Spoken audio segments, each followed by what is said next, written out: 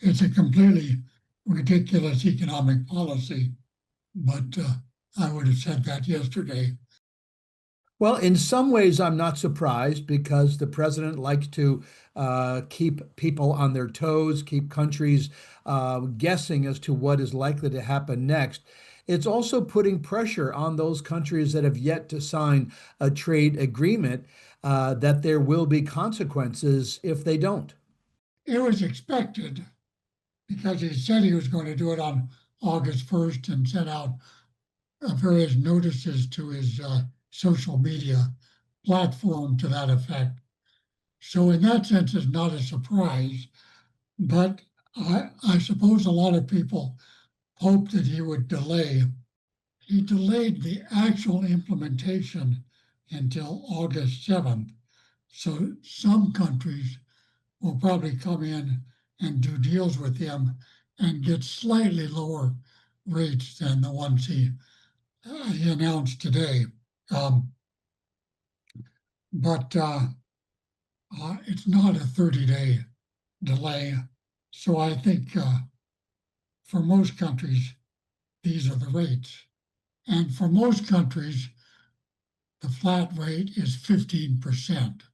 Well, I think what is likely to happen because of the additional tariffs combined with the much weaker than anticipated employment report that August once again will likely post a decline for the S&P 500.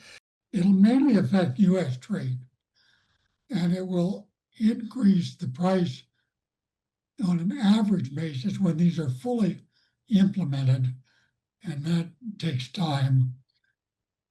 But they will increase the average price of imports purchased by Americans by probably around 15%. That's a pretty big increase, and that will show up in inflation later this year. Certainly by October, November, we'll see it in the consumer prices. I think the US economy is slowing down anyway, because a lot of households are heavily indebted, and business investment. I know that Trump announces all these deals, but in fact, business investment has not been good in the first half of the year because many firms they don't know what's going to happen next, so they delay. So I think we're headed for a slower period of economic growth and maybe even some drop, some small, a little bit of recession. Not a big recession, but a small recession. Well, the global trade as a result of these tariffs will likely end up slowing down.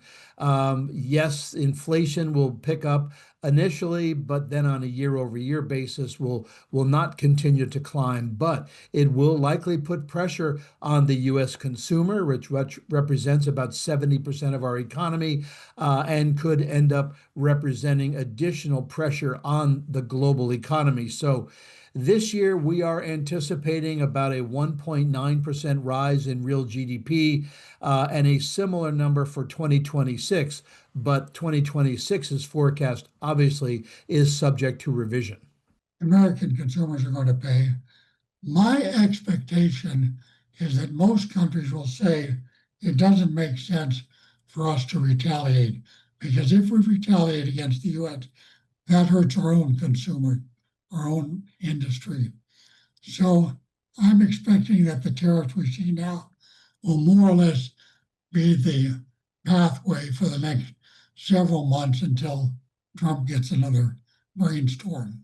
The outlook for the tariffs is that it's really more of a negotiating ploy. They want to get the other countries to sign an agreement. But knowing the president, even if those agreements are signed, if he changes his mind, he will push to do so.